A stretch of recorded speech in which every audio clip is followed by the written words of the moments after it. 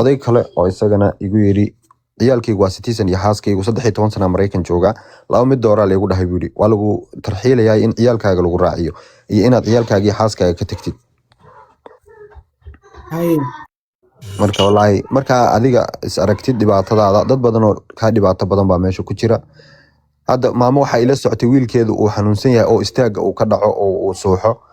الباسا لقيي أيضا هيوستن بانا للسو دايو ومامدا عن كلها ماما كلا أيضا للسو عتي أفرت أيضا مالك يسلسوني يا مامو شنطة سنة لقوسو داي مامدا سويل كده الباسا يدو لقيي أو واحد يقدم بيسي نكاس انترفيو ما بحين كرو ما قي عيسو صدحان مشي كرو وانين حنوصن مالك يشان مربو يستاقا كدعا مكا ويلكي أنت سبك قوميها إيه مامدا لك الحري ها dadka Soomaalida ah tira ahaan labada dhinac wixii qaxootiga wixii dalkabooda wixii indhaha qabteen wax Soomaaliya indhahayga qabteen intii ila socotay ma ahan hal wiil oo kale oo ma hadla yiraahdo ayaan arkay laakiin waxay ii sheegeen wiilasha xabashida aniga meesha ku wada jirnay maadaama waqti dheer ku jireen ayaga waxa loo ogol yahay meesha dhexdeeda ka shaqeeyaan jikaday aadaan meel walba ay aadaan banaanka ayagoo jooga bay waxay arkaan dadka cusub ee la keenay dadka marka banaanka loo saarayna hal mar lama wada saaro group marba banaanka garoonka la geeyaa marka walba ay soo arkaan qof Soomaaliya way iimaanayeen liban waxaan soo aragnay dad Soomaaliya adigoo kala abay dhahayeen maanta dad badan baa Minnesota laga keeno Soomaaliya bay dhahayeen marka hadda waxaan hubaa oo ku jira oo la ii sheegay wiilkaas aan ahayn laba wiil iyo maamo kale oo ayagana interviewga laga qaaday oo in la soo daayo la filayo oo ayagana arbacadii laga qaaday marka laakiin dad badan baa meesha ku jira aan ka yara jawaabe dhowr qof baa waxay leeyihiin walaalow see ku dalban karnaa copy of our files USCIS oo qoladan dee qaabilsan citizenship and immigration serviceska green cardka laga dalbado status changeka laga dalbado citizenshipka laga dalbado website-kooda ayaad geli karaysaa walaalada kalena waan jeclaa khaasatan Shariif iyo inay ka jawaabo su'aasha is this waqti munaasab la sameeyo laakiin under the information waxa weeye freedom of information request linkigana waan idiin soo gelinayaa waad ku dalban kartaa copy of your file ama hadda imow ama 30 sano ka hor imow laana maalin dhaweyto oday dhowr 80 jir ah oo baasaboorkan uu apply gareynay ka caawinayay ayaa wuxuu ilaaway magaalada uu ku dhashay dimashiyana uu qabaa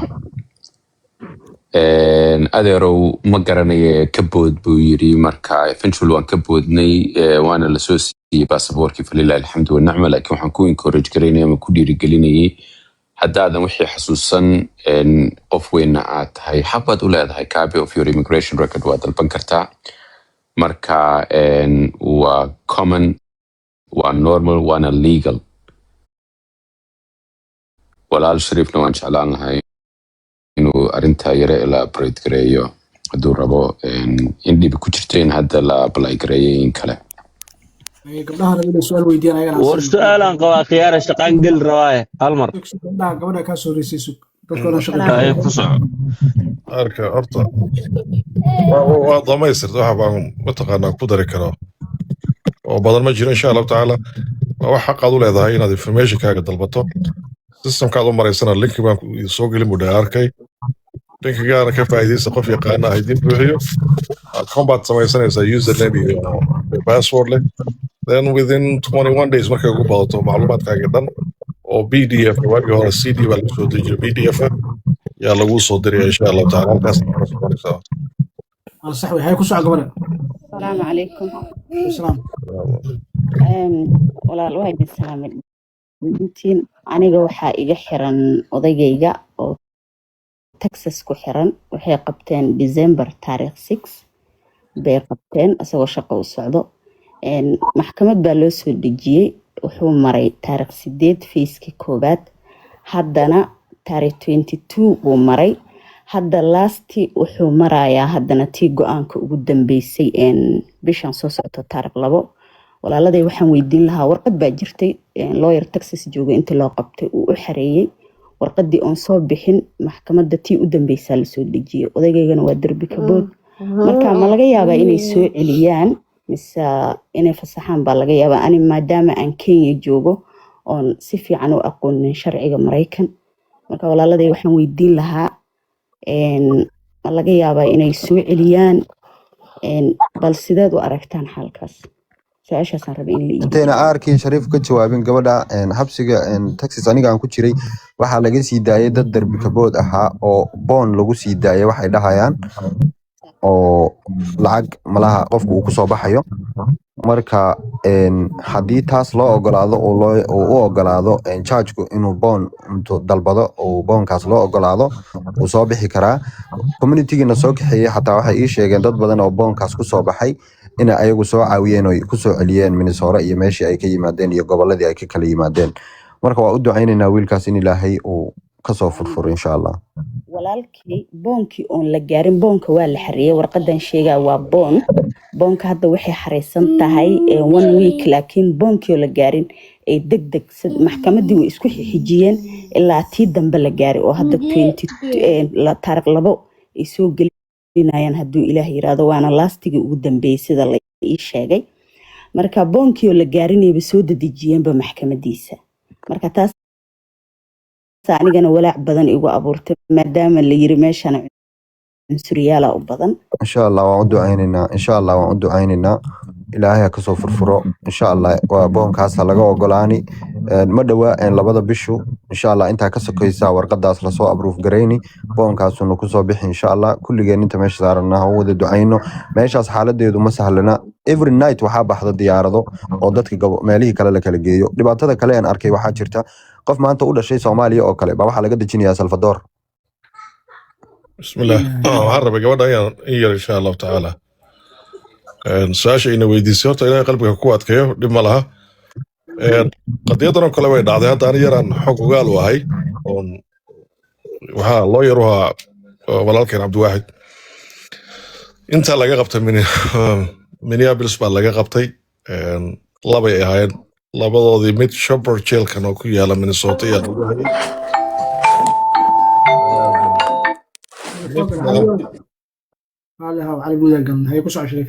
midna waxaa loo qaaday Louisiana marka labadoodii looyaradoodii midka Louisiana loo qaaday looyar kaloo cadaan oo ahaa kana wiilkan Cabdiwaxid baa u ahaa motionka beelka ayaan codsanay in loo xareeyo waa loo xareeyay motionka beelka isagoo xareysan baa ballantii ugu horeysay loo soo dhajiyay oo si dhaqso ahayd mid ka mid ah midkii halkan jooga Cabdiwaxid ah beelkana intii let's say January 9 wixii ka horeeyay beelku chance badan ma lahayn qof in bailout lagu sameeyo denial baa markaaba loo soo diiday laakiin wuxuu ku fiicnaa qofka markaaba loo soo diido waxay kalifaysay ama infogaraysay ama suuro gelinaysay in habeas court wax la dhaho maxkamadda sare dacwad laga qaban karo markaaba maxkamadda sare way ka awood badan tahay beelkan kuwan mataqaanaa Homeland Security la weydiisanay marka wiilkii waa loo soo diiday isagoo ballantii labaad ee loo mataqaanaa la mariyay ballantii labaad baa haddana loo soo dhajiyay beelkiina waa loo diiday ballantii labaad maalintii ay ahayd inuu maro oo case-kiisa ahayd ballanta waa case-ka tii u dambeysay case-kiisa ahayd ya habeas court ayaa amar soo bixisay in 24 hours gudahooda jawaab ku keenan ninka in la sii daayay sii daama 24 hours inay ku keenan jawaab ay judge-ka u soo celiyaan ninka in la sii daayay maalintii la sii daayay maxkamadii Zoom-ka aanu sugaynayna waa la kansalayba marka insha Allah taala qofkan meeshan ku jooga lawyerka u qabtay beelka haddii la soo diiday optionka kale inuu jiro loo sheego way ogyihiin dabcan laakiin looyarada qaarkood iyagoo og shaqay u baahan tahay waxa legalkan processing ama sequence-gu u socdo tallaabooyin bay u baahan tahay in la qaado looyarada qaarkood iyagoo garanaya caajis iyo warwareejinaya client-oo ku badan ayay ka luga cagjiidaan marka qof daba taagnaada ayaa loo baahan yahay insha Allah taala waxaan rajaynaynaa in habeas court haddii loo dalbo beelka haddii loo soo diido lagu soo daayo insha Allah taala taasaan ku soo gabagabeynaya Shariifow waxa ay soo gaartay inay dhahday looyarada isaga u shaqeynayso inay tiri haddii lacala ay go-aanka degdega oo taariikh 2 aad marayso ee noqoto maya waxaan kuu qaban karaa abiil marka qof go-aan laga gaaray abiil ma loo qaban karaa aha waxaan kaloo ku darayaa horta nidaamku suu u shaqaynayay awal marka maxkamad ay federaal ah ay amar ku bixiso waagii hore administrationadii ama xukuumadii hore jiri jiray way tixgelin jireen isla markiiba amarkan way fulin jireen laakiin xukuumadan hadda joogtaa iyo inaad maqasheen ma garanayo waxyaabo badan oo sharciga yacnaha aan waafaqsanayn bay ku dhaqmayaan the point where xeer ilaaliyaal badan ama federal prosecutors ay iscasileen maanta waxaa iscasilay inaad maqasheen ma garanaya gabadhii Minneapolis cadaankeeda lagu toogan jiray sharcigu nidaamku waagii hore wuxuu ahaa qof haddii shuurin uu dhaco haddii shuurinkaasi uu mid sax ama justified yahay haddii kaleba waxa weeye dowladda state levelka iyo countyga ama cityga iyo federaalku waliba inta badan federaalku qaanuunkooda waxaa kuwa la isku haleeye sharciga sayahay u ilaaliya ninkii FBI-da ahaa isku dayay bulshooyinkaasi inuu sax yahay in kale inuu baaro maanta waxaa warbaahinta la soo geliyay inuu ismana casilina waxaa lagu cadaadiyey in basically waa la qasbay he was forced out habeas corpus rag loo buuxiyey oo hadda maxkamada iyana newska ku jira weli oo maamulkani uu iska dhagatirayo laakiin eventually walaal way shaqaynayaan insha Allah su-aashaadii dambe ahaydna qof sharciga loo diiday abiil ma qaadan karaa haa nidaamkuna waxa weeye hadda nidaamkan ka hadlaya aniga not necessarily wuxuu maamulkani samaynayo qofka xitaa hadduu derbi ka bood yahay oo uu magangeliya ama asylum dalbaday oo loo diiday abiil buu xaq u leeyahay qofka abiilka sugaya in la celiyo ma aha macnaha qasab dalkii looga saara maaha laakiin maamulkani sidaa ma sameeyeen ama ma samaynayaan haa sharciga ma waafaqsan tahay waa maya waxaa ka mid ah wiilkii yaraaye 5 jirka ahaa ee Columbia Haysan caawa ka hadlaynay lawyerkiisu saasoo kale hadeerto wuxuu u buuxiyey uu sugayaa habeas corpus ahaan loo file gareeyay in lagu soo celiyo marka insha Allah tacaala walaalay dulqaata idinkoo lawyer haysta lacagtii damiinka bixiyey ayaa laga yaabaa nimankani inay yacnaha idinku daba dheereeyaan processka aada u mahadsantihiin hal mar waxaan codsan lahaa inaad iigu duceysaan ma hadli karaa khiyaarta عبدل وكادي عبدل وحير قف عدوعين هالمر وكادي ولا ليالو بال تضابقل يلحن سديد قف سارن بليس ما مداس مارتي راشن أهلو دعي فاتح ذا عمرنا بليس نمانتي قلبي إن شاء الله بسم الله شريف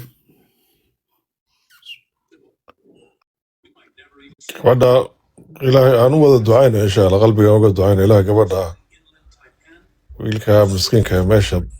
lagu haysta allaha u fududeeya uga soo daaya insha Allah taala walaal nala soo socodsiiya update-ka iyo waxay soo kordhaya mataqaanaa xaaladda saan uga warqabno insha Allah diin rabay su-aashii su-aal iska hergaaban wax si weyn maaha green card waxaan haystaa oo condition ah marka wuu dhacayaa dhowr bilood iga dhiman waxaan rabay inaan xareeyo mid cusub oo renew dhaho marka lawyerkaygaan la tashtay wuxuu igu dhahay